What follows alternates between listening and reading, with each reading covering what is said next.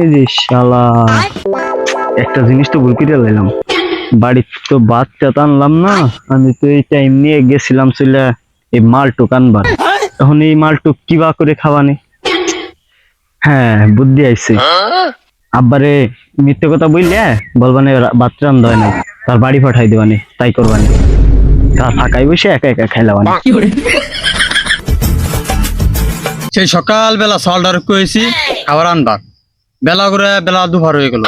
3 তারিখও হারামজাদার খবর নাই। কোন সময় যে আসবে নে আল্লাহ জানে। আসুক আজকে হারামজাদা।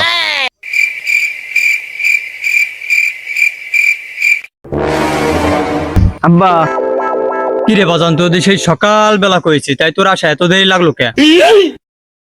বাথরুম দয় নাই, তুমি যাই খাইছো, আমি সবতে কাজ করতেছি। এতক্ষণ লাগে আসা? তাড়াতাড়ি বয়, আর টর নিবি তারপরে বাড়ি যাবি, তার আগে বাড়ি যাওয়া বন্ধু।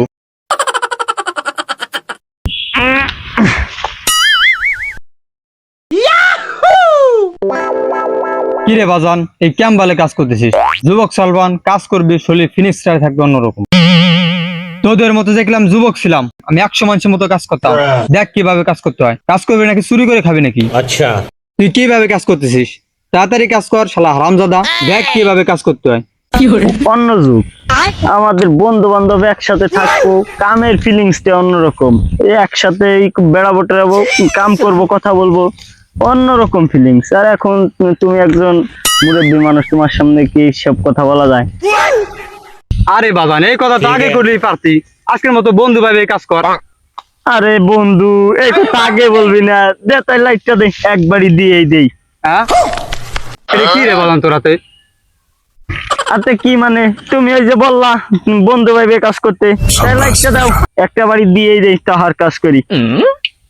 তোরা বন্ধু বান্ধব মিলে তাহলে এই কাম করিস না শালা হারামজাদা। তোকে বন্ধু বান্ধব দিচ্ছি, যারা আজকে হারামজাদা জানি কোন কাজ।